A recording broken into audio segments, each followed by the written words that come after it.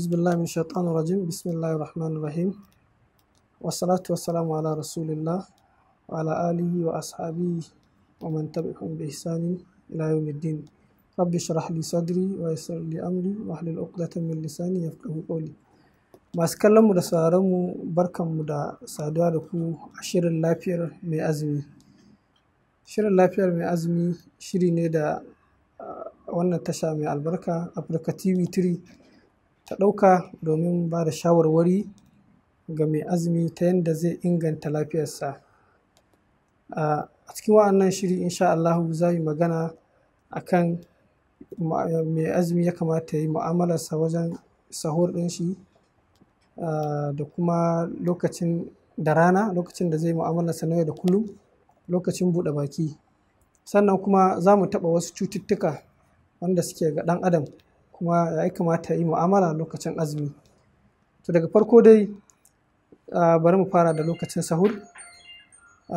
Zan fara da hadisin manzo Allah sallallahu alaihi wasallam wanda Anas ya rawaito shi cewa manzo Allah sallallahu alaihi wasallam ya ce tasahharu fa inna fi suhuri baraka, ku yi sahur domin akwai albarka a cikin sahur.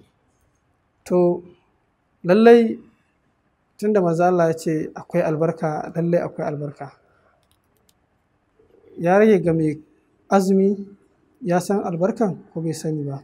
To mu ma ɓangaren lafiya yana da kyau mutum ya yi sahur lokacin azumi sanda zai yi azumi. Inda da yawa za ka ga mutum yana gaya ma wallahi likita ni ba na iya cin wani abu lokacin sahur kaza, in na ci wala Allah ba na jin daɗin azumin, zai ban wahala. A wannan ya danganta da me ya ci kuma bayan ya ci me ya yi. Amma lallai idan ya ci abin da ya dace zai samu sauƙi a cikin jikinsa a lokacin azumi, sannan kuma yana da lada domin ya bi umarnin manzon Allah sallallahu alaihi wasallam. To yanzu mai azumi da me ya kamata ya fara lokacin sahur wanda zai azumi? Yana daga shawara da za a bayar lokacin sahur, idan ka tashi ka ci abinci mara nauyi.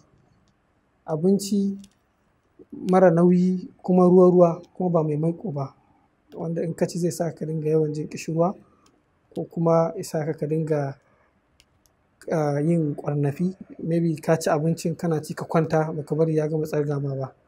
Sannan kuma in mai ruwa ne zai taimaka maka wajen yanda su ƙwayoyin halitta na cells na jikinka ba za su bushe ba. To duka wannan su ne shawara ta farko da za mu bayar, sai mu haɗu a shiri na gaba da za mu ci gaba. Assalamu alaikum wa rahmatullahi ta'ala wa barakatuh.